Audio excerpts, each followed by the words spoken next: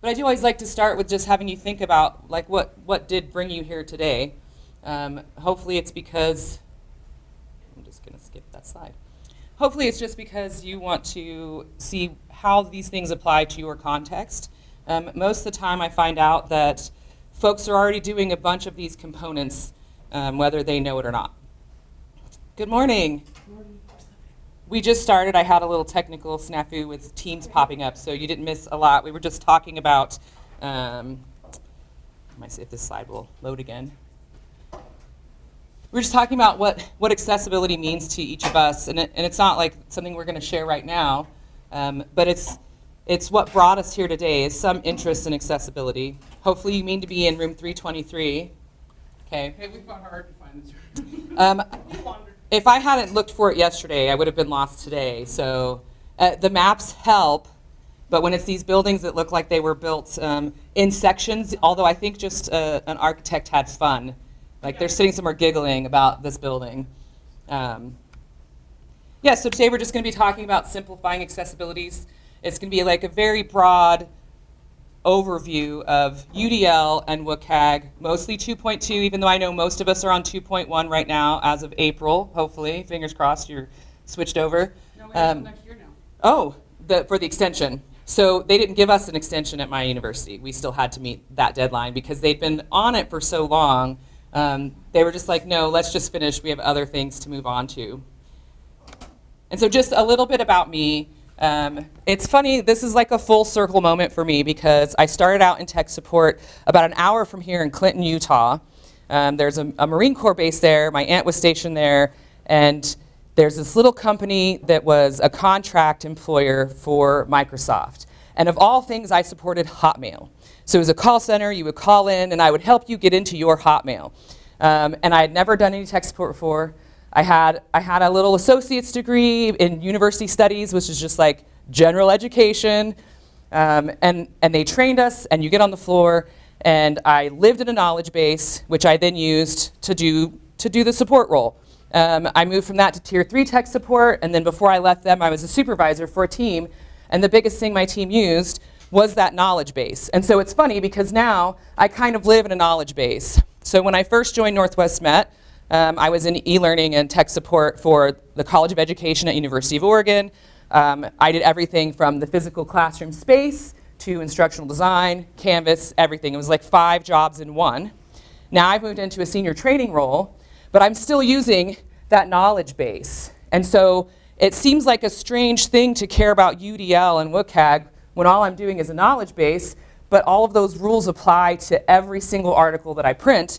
And just like when I first started in tech support, that's the thing that people come back to over and over again. Now this is my list of the things that I personally use both of these concepts for every single day in my current role as a trainer. And we do some knowledge management too, but and some change management. So if you do any of these things in your current role, all of this stuff applies to you. Okay, so we want to talk about what is universal design for learning. And really, it's just about best practices, right? This thing doesn't want to, come on, open.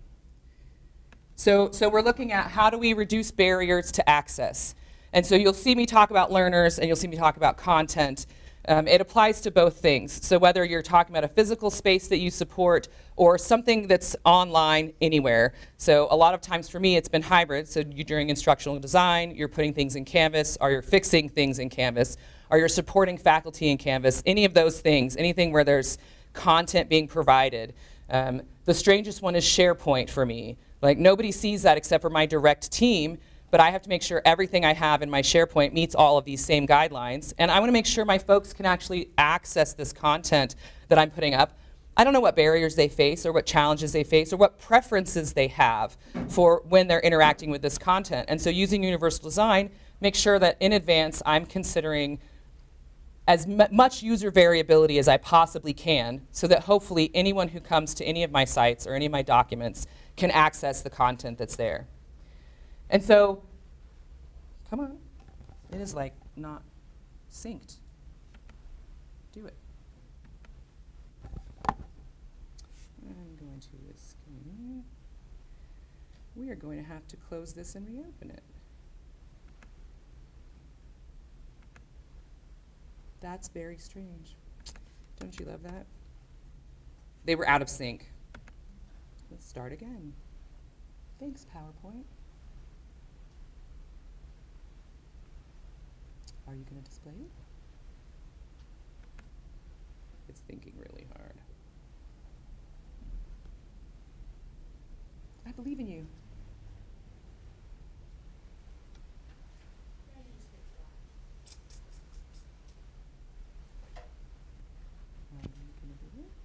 Did you fall asleep?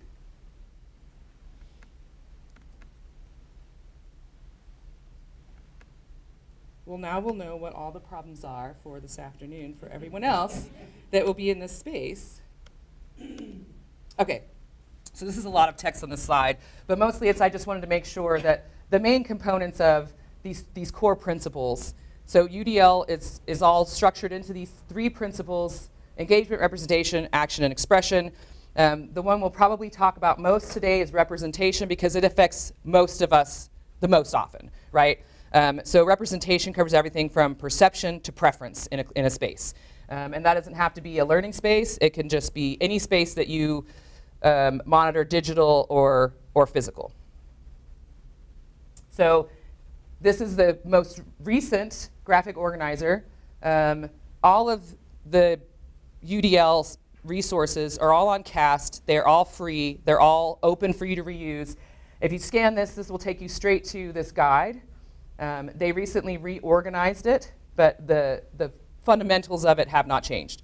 So this is just so that you can look at it yourself and figure out what parts you want to use. The real key with UDL is it's so you can design whatever you're doing in advance of anyone interacting with what you have done. So that's really the biggest key to UDL, to Universal Design for Learning. So for example, in a real course, I'm going to offer students the choice to write an essay or record a podcast or create a video to show their understanding rather than all of the traditional things that we do. And so by providing these options for engagement, representation, expression, we reduce barriers. And so you might not be the one that's literally doing this thing for a course, but you might be supporting someone who does, or you might manage the knowledge base that tells your folks how they can do this in their classes. So these are some ideas for how you can implement this in different spaces. So we offer learner's choice in assignments and topics. We build relevance by connecting real world interests and encouraging participation through interaction. You can reduce anxiety, increase motivation by allowing students to set these goals or find different ways to contribute. And this applies to not just learners, but also anyone else that you interact with when it comes to the classroom or the digital spaces. You can clarify complex ideas with diagrams. All of us are probably doing something right here in the middle. So again, representation. This is that perception component that will apply to us the most because it's this mixture of like images, video, audio, and what do we do with that?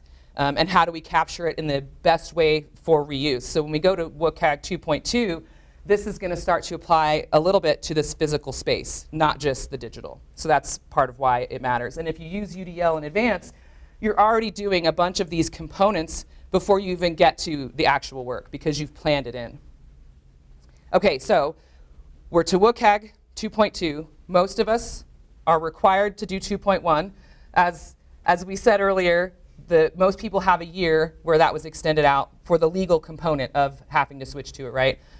My school was like, we've already been working on this for a really long time. We're just going to keep the deadline, and we want to finish 2.1 because they're trying to be forward thinking and they want to be ready for 2.2 because there's these extra components of 2.2, like I said, that will start to apply to some physical spaces in some little ways. And so they want to make sure they're ready for that. But websites, online courses, digital tools that are used have to include things that work for visual, hearing, mobility, and cognitive differences. So those are the important parts of 2.2. And so I keep talking about the levels. So we have AAA at the top. Very few people are using AAA. Most of us are not required and will never be required to go to AAA. I hope I'm never required because it's virtually impossible to make a usable site that's AAA. But we have places like healthcare, financial portals, and government portals are using this because it meets some other security requirements that they have to meet. So most of us should be right here in this double A area. It's built on top of the A. I don't know anyone who is just at this base of A, but if you were like, had your own website or something, maybe this is where you would start to prevent being sued. And then we all build on top of that and go to double A. If you want to know all of the minutia of these different levels, it's pages and pages and pages of rules. So it's all online. We're not going to cover it here, but this is where we should all be, is in this double A. So just like UDL, WCAG is separated up into principles, but instead of 3, it's 4. So we have perceivable, operable, understandable, and robust, and we call it the POUR principles. And so this is just our guide to the creation of accessible digital learning environments.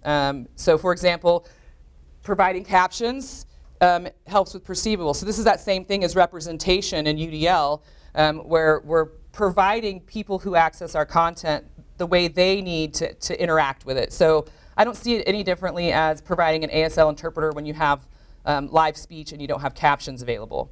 So then we have ensuring keyboard navigation. So I don't know if you've ever had to use a computer without a mouse. That's how we all started out originally, right? Was using the keyboard.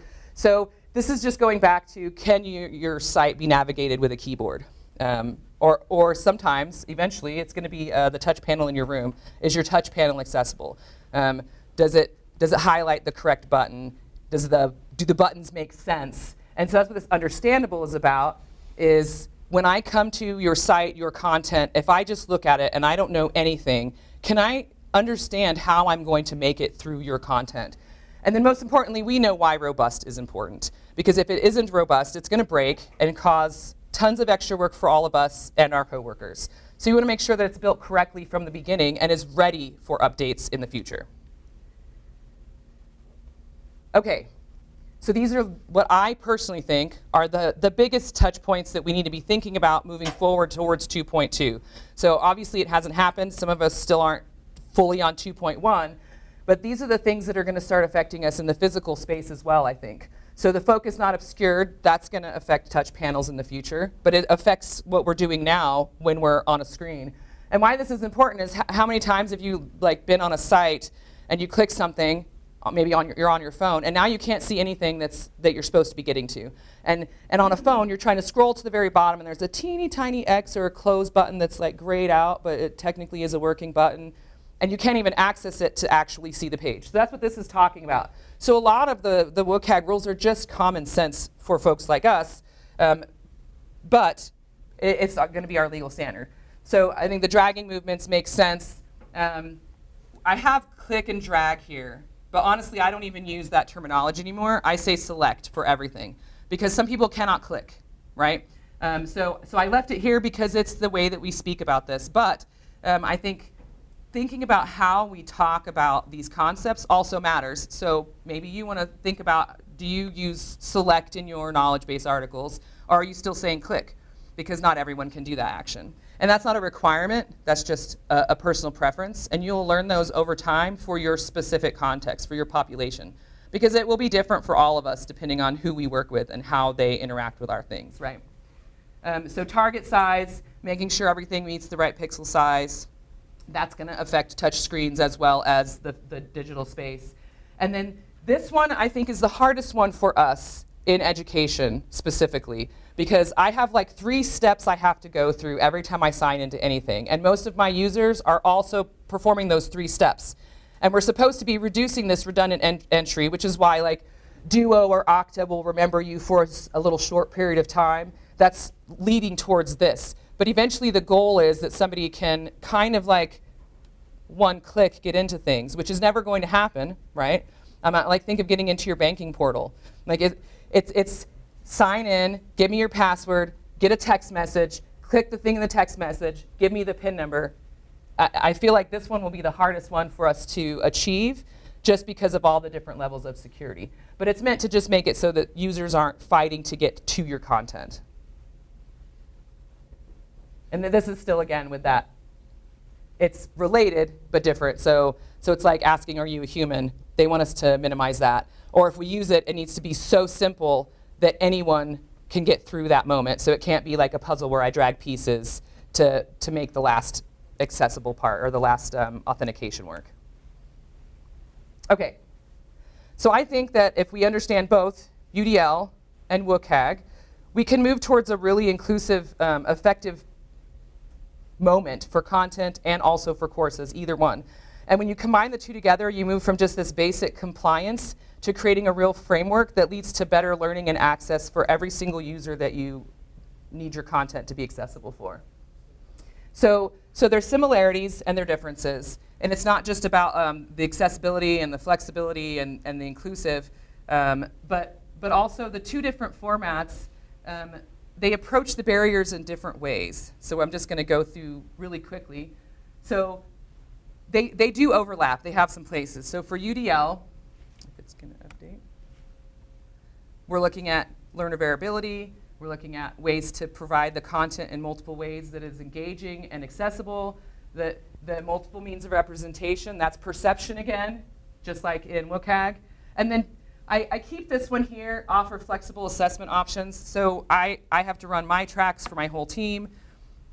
There's quizzes in there before they can finish trainings or up trainings. They do their security training in there every year. So that's the reason I keep this component, because maybe you also do some kind of security training or up training for your team. And then WCAG, so the requiring for captions, well, that's already offering multiple means, right? So now they can listen to me talk or they can see the captions. Some people will go a step further and provide a transcript in advance. That's really difficult. We provide the transcript after the fact. Then if they want to watch the video again and have a transcript and have captions, then they have those options. But at least the minimum, adding captions, most of us probably already support that in a physical space, right? So you're already doing it. Meeting the technical standards, and then obviously there's this legal compliance component. But we shouldn't be doing this just for legal compliance. This should also be because it means our people can access the things we're trying to share with them regardless of what they are. And it won't be everyone, but if you do the two things together, then you kind of capture the best of both worlds. So you'll see me say perceivable a whole lot. That's the thing that applies to us most in AVIT, is whether or not people can actually interact with our content, interact in the space that we're providing for them, interact with hybrid courses. And we're doing it in advance to save ourselves time. That's why I do it anyway. So this is my handy little Venn diagram showing this overlap. And it highlights the shared goals, right, of alternatives, supporting needs, reducing barriers. And it shows you really like, yes, we have the 3 principles here, we have 4 principles there, but the end result is we want to make sure that users can come in and access whatever content we're responsible for. So I kind of think of WCAG and UDL together as like a device adapter. And so when somebody comes into my space, they need to be able to connect their device to my room. And maybe they can't do that if I don't have an adapter. I see these the same way. This is just the adapter for my content to make sure everybody can connect, can plug in.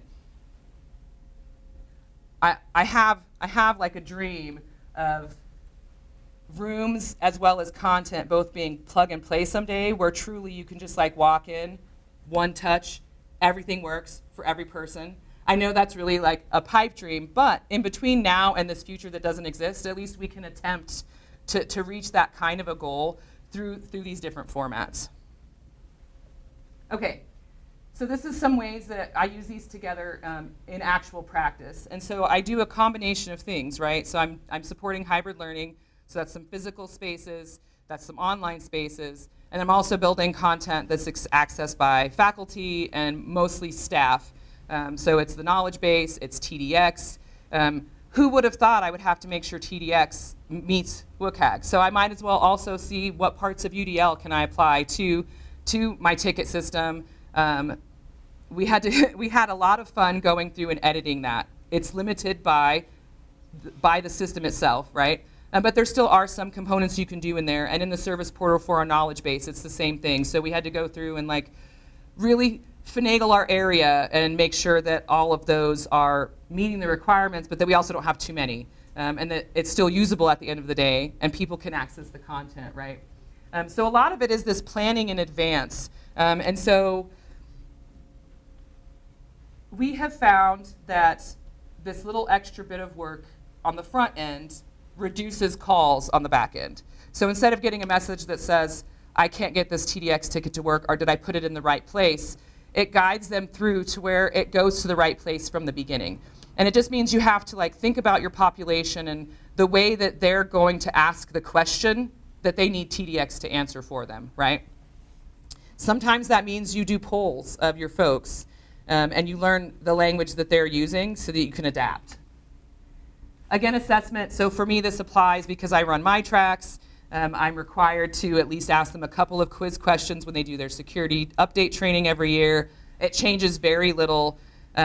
We're actually changing this assessment to front load the test.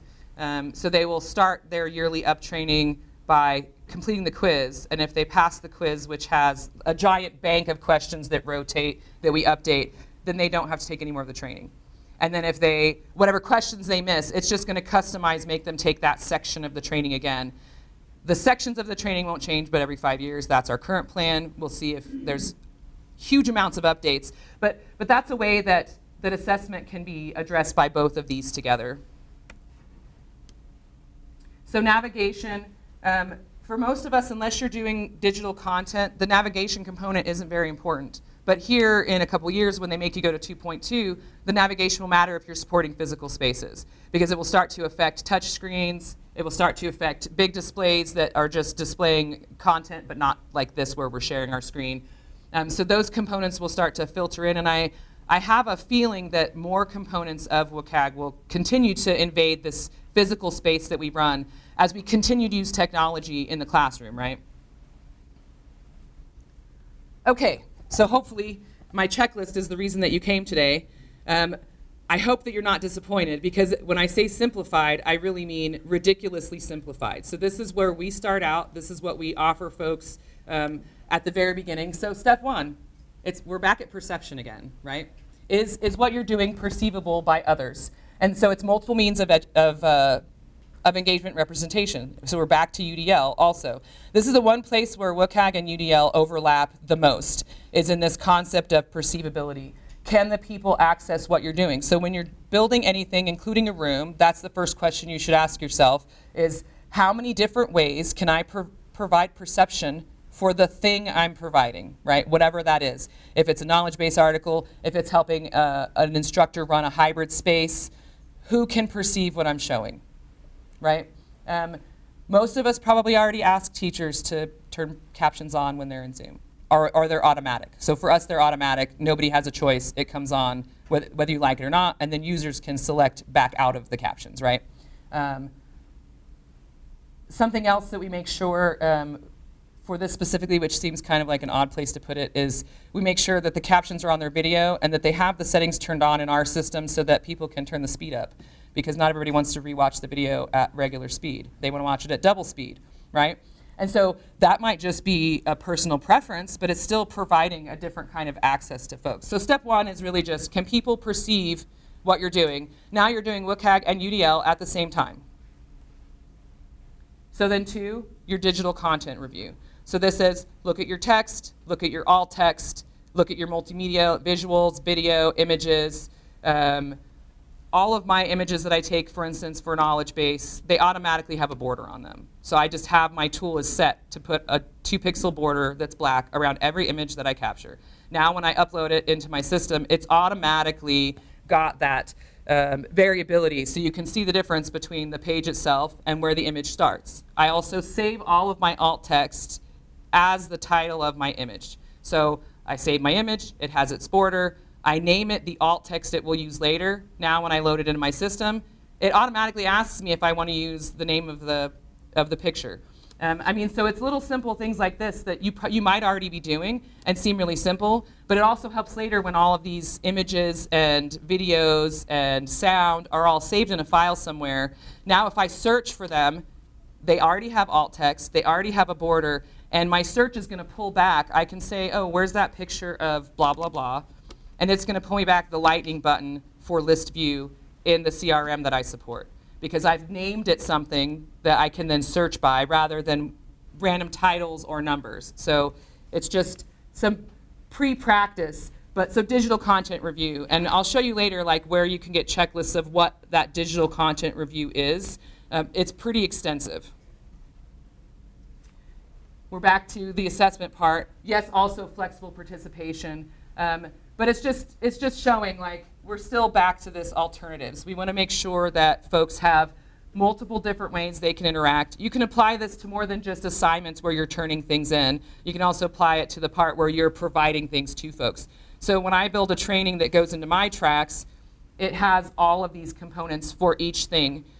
So when I'm showing them the steps to sign into Evergreen, it has a video where it watches me do it. The video has sound that you can turn off. You can turn it, speed it up, you can slow it down. It also has captions, and then I have, you could click through pictures of the steps with written instructions, and then you can have just written instructions.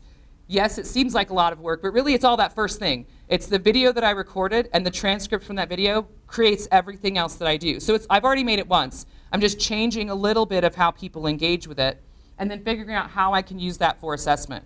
And so I use the same exact images, and I have these like interactive tutorials where basically it's just storyline. If you click the right spot, it goes to the next slide. You could do the same thing in PowerPoint. It's really just slides, but to them it feels interactive. And it's the same images I already collected one time. So one action provides me all of those different ways for people to then interact with my content.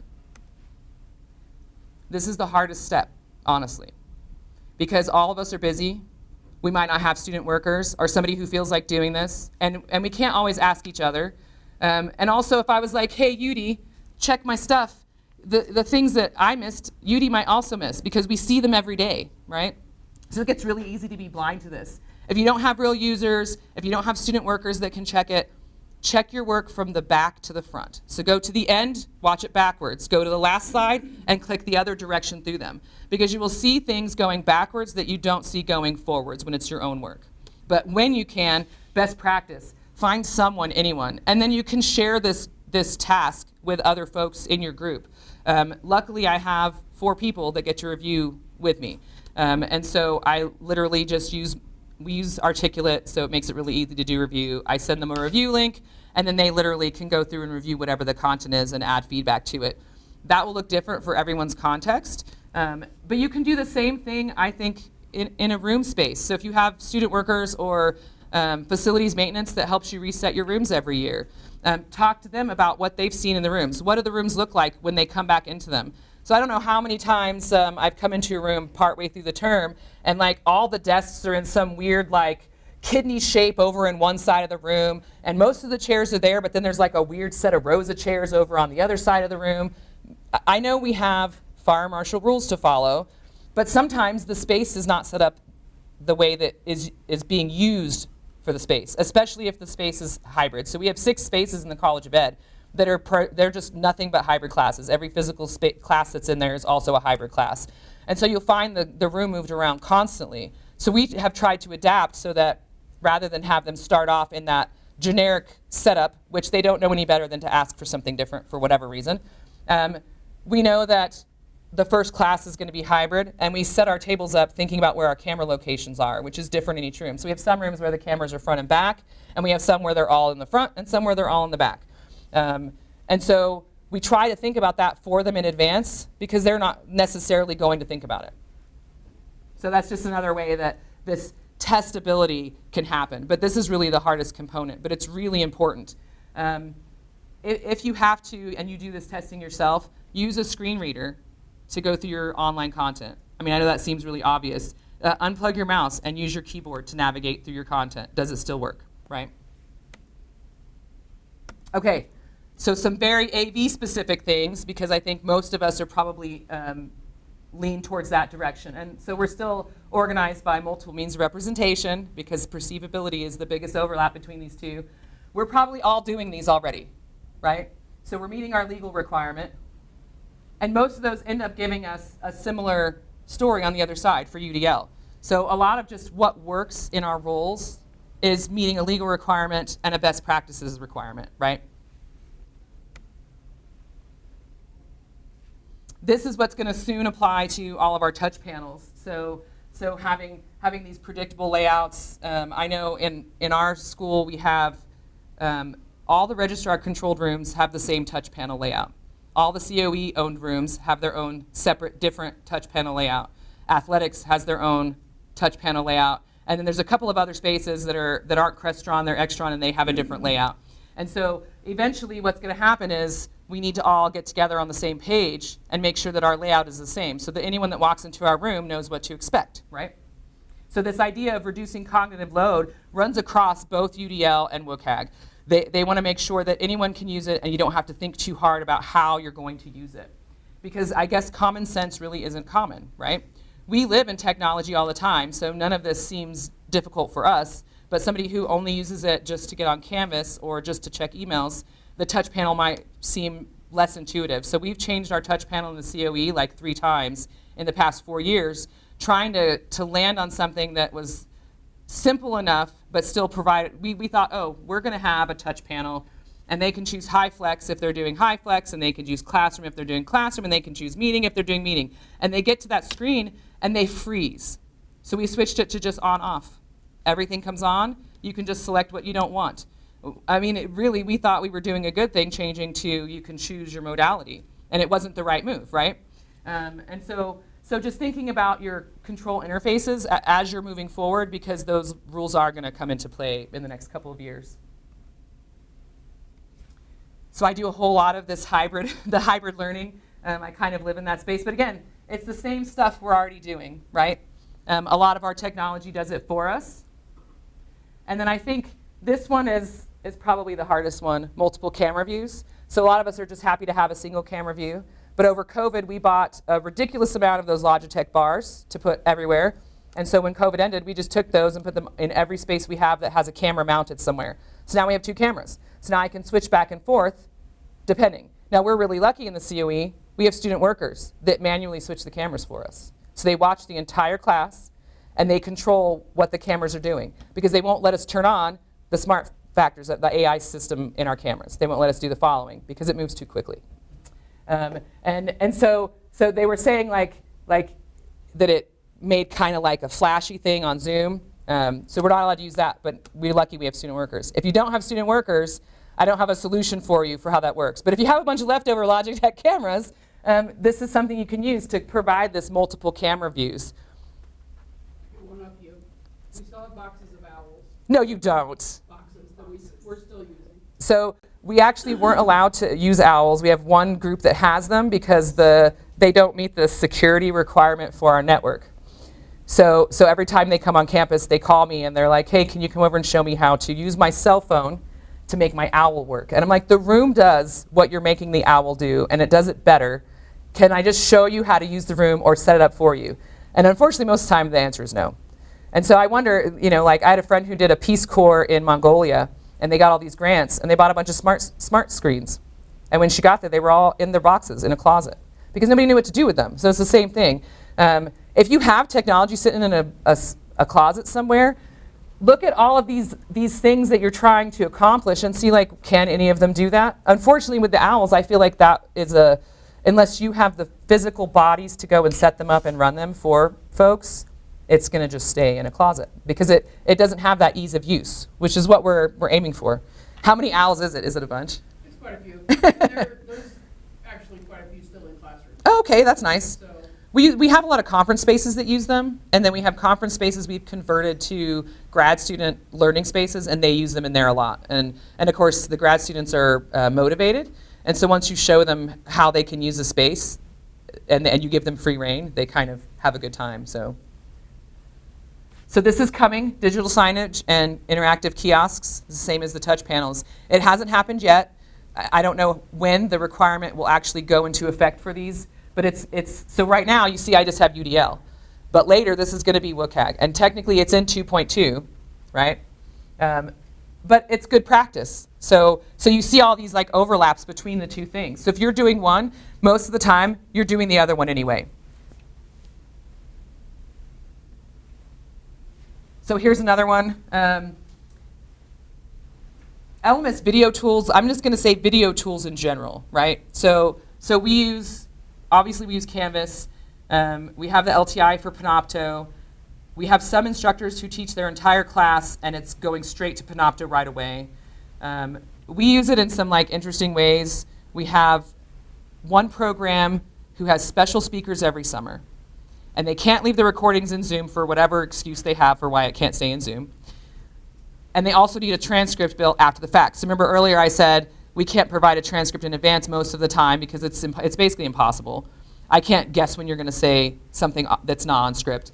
But we provide it after the fact. And so in the summertime, they take these recordings, they pull them out of Zoom, they put them in Panopto because it gets to 95% accuracy on transcripts when you build the captions. Now a student worker sits and takes us the other 4% to 99 so that we have a transcript that's relatively accurate so that we can share a transcript after the fact for these recordings because they use them over and over again. But any kind of media libraries you have, just like the way I said I save my images with the alt text as their label, that affects your media libraries because then when people go to search for something, I can say, go search lightning button, and it's going to pull every lightning button I've ever taken a picture of because they're all labeled as lightning button and then what they do so that it's already in my alt text to save me time later. So it's just thinking about how you do it in advance, and many of us are already doing these things. So we don't even know that we're already compliant and already following best practices using universal design. Okay, so this is my little like breakdown table of how you can think about the AV components. And just remember when you're looking at this, I'm talking about 2.2 and things that don't actually have a requirement for us now, but they will in the future. And so we can think ahead of how do we want to prepare a room or how do we want to set something up. Some of us are doing the programming ourselves and some of us have installers doing it. Well, you can show them this and say, hey, we're doing this new install, you're programming my touch panel or my display. Can we think about these things now because later I'm going to need them anyway. So now you're saving time and money and you're already compliant for the future.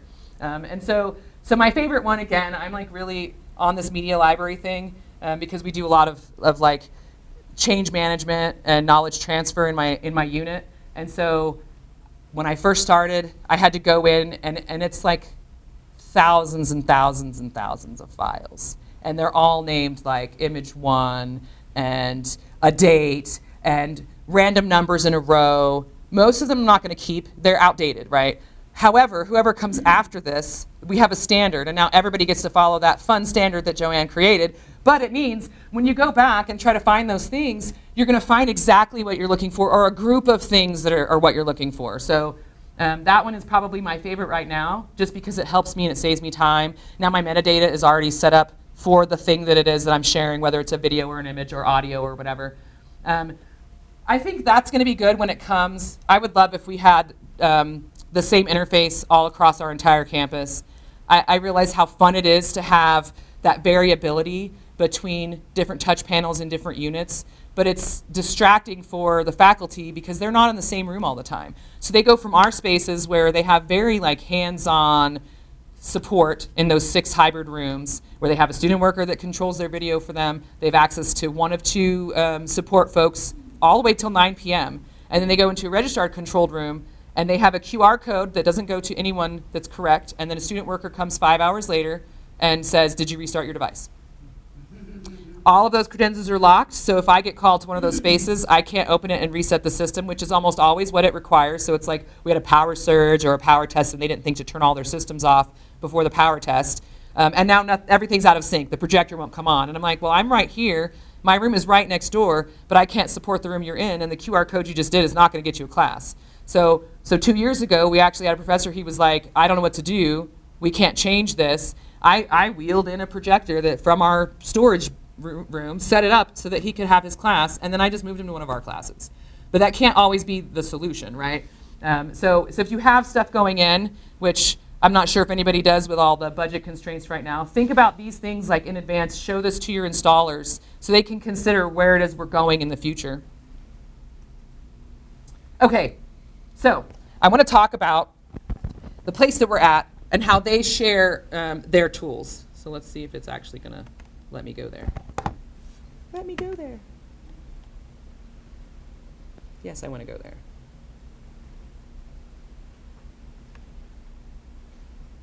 And 1 second, we're going to exit this. Come on, control. All right, I will do the hard way. I don't know why it always wants to fight with me. Technology. You're always like, I do technology for a living. You think I could do it? let's change to duplicate. There we go. Okay. So here we are in the University of Utah, and we all have some kind of website very similar to this. I don't know exactly what it looks like, but I thought let's just share the one for where we physically are. And I will just let you know, I'm very impressed with what resources they have shared, right? So you end up on this website. How did I find this website, you ask?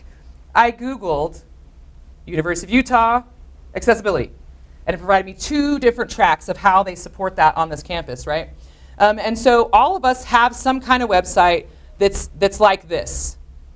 They talk about their accessibility-driven theme, and very similar to all of the rest of us, if you actually want to get to the part that we need, it's way down here. And so what I suggest is, if you don't already access this and use this where you are, go find out what resources you actually have available to you in your location. And actually, I think we have enough time. I want to show this. Extend. Are you going to do it? I love how well they always adapt to you changing what you're sharing. Escape, try again. So they also have this, which is their marketing department. So often that's where these things get relegated to, is communications, because they create your brand, they create all your themes and your templates. So we have the same thing. We have 2 units that are all working on these same 2 things. Our communications department, just like where we're physically at here at the University of Utah, and then we also have an accessibility department that handles all of that. And so you can actually go and read all of these things. You don't have to go find WC3 and read how they have it organized. You can read how your university talks about these concepts and how they do it.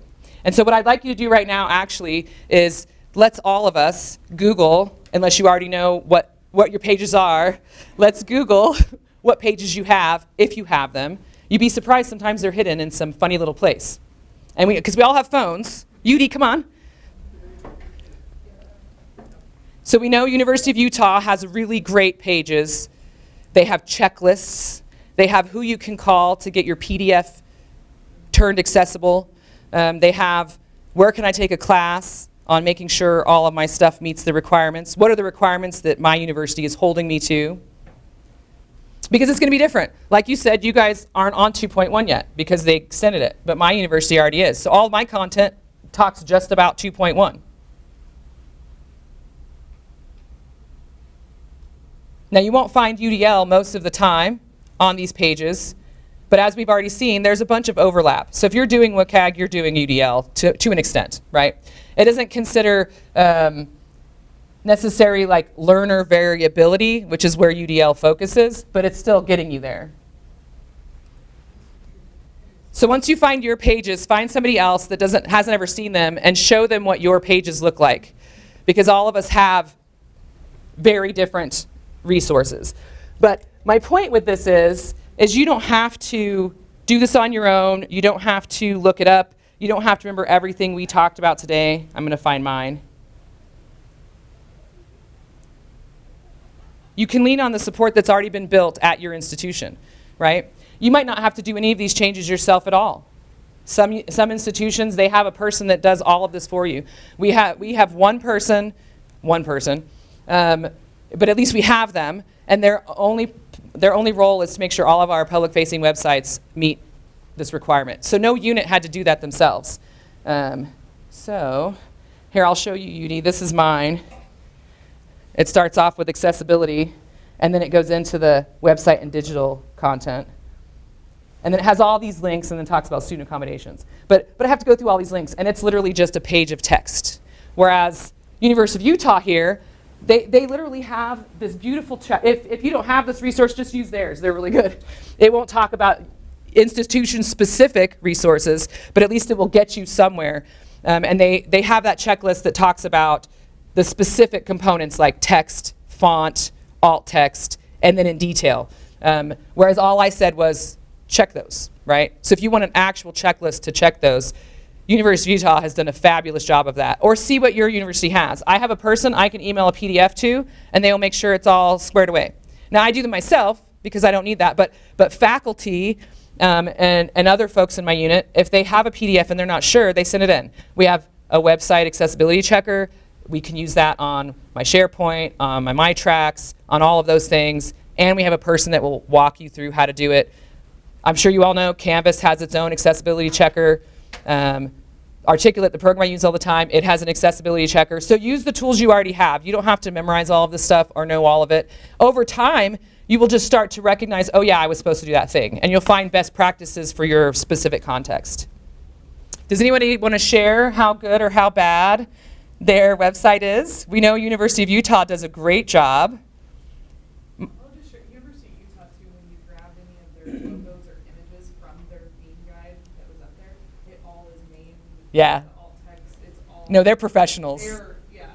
'Cause It is a good example of a standard that you can have as a goal. And really, if you work in a working group or you're involved in those things back at your own institution, this is really an excellent example of what you could do, and you could share that back. So I mean, like, we have all those components, but it's very like text driven and link driven.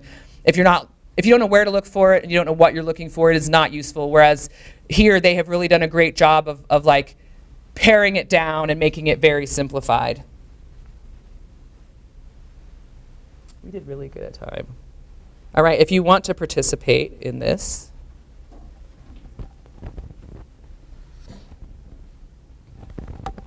because I guarantee all of you are, if you make a room work, you've done this. And if we're lucky, it will actually display. I'm actually going to move it to the thing itself because it has not been displaying very well.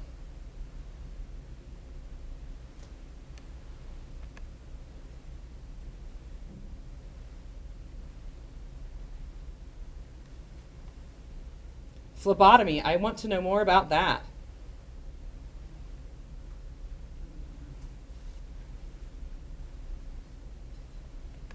That thing has not worked well on this Wi-Fi the whole time I've been here.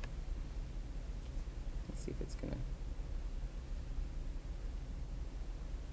Nope, it's not gonna give it to us. Okay, so I do have this really short summary document. It really is just one side is those 4 steps of the basic minimum requirement of how you can start applying these. And the other side is just some of those like specific things that I think apply to what I do both in the digital space and in the physical space. And then if you want something that like is a deep dive into some very specifics, in the same room this afternoon at 1, Anna Thompson will be talking about, I believe, PDF accessibility and how you can do that. Because they made her do it at her institution. And so when I saw this presentation, and it's in this same space later, and it is going to be a deep dive. And again, it's 2.2 AA. So some of it won't apply to you yet, but it will apply to you in the future. So if you're already doing this work, she's brilliant. So thank you so much for coming today. I can't believe we did that exactly perfectly on time. Do we have any questions or discussion, or does anybody want to share wonderful stories about how they do this at their institution? No, it's too early. Yudi? Well, I would just say, like, creating a professional community around doing this work has been really helpful. So sometimes this work falls on an extra responsibility that you already have, or maybe someone across campus has it as their extra responsibility, but there's not a lot of community built in. So we just held like a monthly working group call to say, what are you frustrated about? Or even just venting. Sometimes this is hard work, and so having that community to say, what are you doing for this? Or what stuck and not doing and not helping us on. So that's been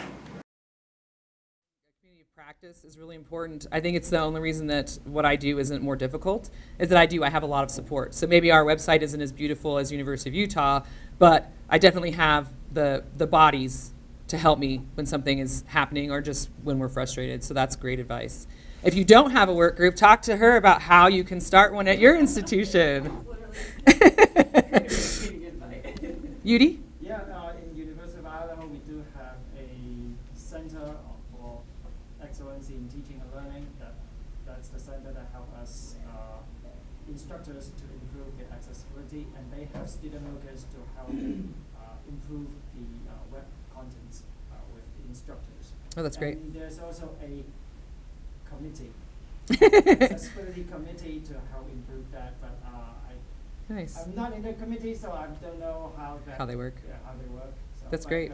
There is a CEDO, but we are now, all the websites in the university is changed into the intranet. Oh, So yeah. I have to log in To see it so instead it's of- not public facing, Yeah. So that's why when you call me and Oh, you couldn't get to open. Yeah. Log in at the same time and the tool will just pop up. I think we all have the same problem, and that comes back to how easy it is to log in. That applies to your intranet too, UD. So tell them, no. That's not what they thought. Yeah, no, but it definitely They thought, oh, is. we'll put it behind a firewall and then it doesn't apply. And Nope. then they found out otherwise. Yeah. Yeah. And I mean, and I think we're all just still learning, you know? So it's really about like, we are just going to keep trying. All of us, I think, we're doing all the right things. We want to make a space that works for folks. We want it to work when they come into it. We want anything that's online to be accessible. Anything that isn't, it's not because we didn't try most of the time. It's because there's a system in place that prevents it, or we don't have the bandwidth or the folks to do all the work, because it's a huge amount of effort. But hopefully you guys will lean on what resources you do have at your institution. And if you don't know them, now you know they probably exist somewhere at the very bottom of a web page in really tiny text. That's where ours is. Yeah. It makes no sense to me. I'm the Accessibility Services Director. Oh, nice. E-learning and testing as well. Oh, that's great. And other things. Do you have student workers that do some of that? Absolutely. Nice. That's great. And when we shifted to having to get the website and everything ready, we had put together a plan working with some of the web designers for our college, and a certain other director decided that wasn't enough glory for them and took it, and now we have no community and it's very siloed and nobody talks to each other until they panic and don't know an answer, and then they call us because we know what we're doing and they don't. Yeah. It's been very, very, very frustrating. I imagine. And that's very typical. Like, that's the story you hear And when it across goes the wrong, board. I'm still the one they call. I'm like, Yeah. the provost is like, why isn't this working? I'm like, not my circus. Yeah. Which unfortunately is the case. You would think that the legal component would encourage more cooperation, right? I don't want that to be the reason we do it, but not wanting to be sued. I mean, like, Beyonce was sued for WCAG 1.5 or something like that, right? I'm like, if they can sue Beyonce, do you think they're not going to sue us? And that's not why I want you to do it. I want you to do it because we care about people accessing all of our work, right? But if that's the only reason you can get them in the room, you would think that alone would be enough to encourage folks to like really focus in a little bit differently, or put a different amount of effort into it and realize how important the community aspect is for this work. But for some reason it's not. So I guess when they sue them, then they'll tell you it's your fault. They will, yeah. And then maybe they will give you a student worker that can help you do some of the work. But yeah. Thanks so much, everybody. It was great. And come back if you want to learn about PDFs later, after lunch.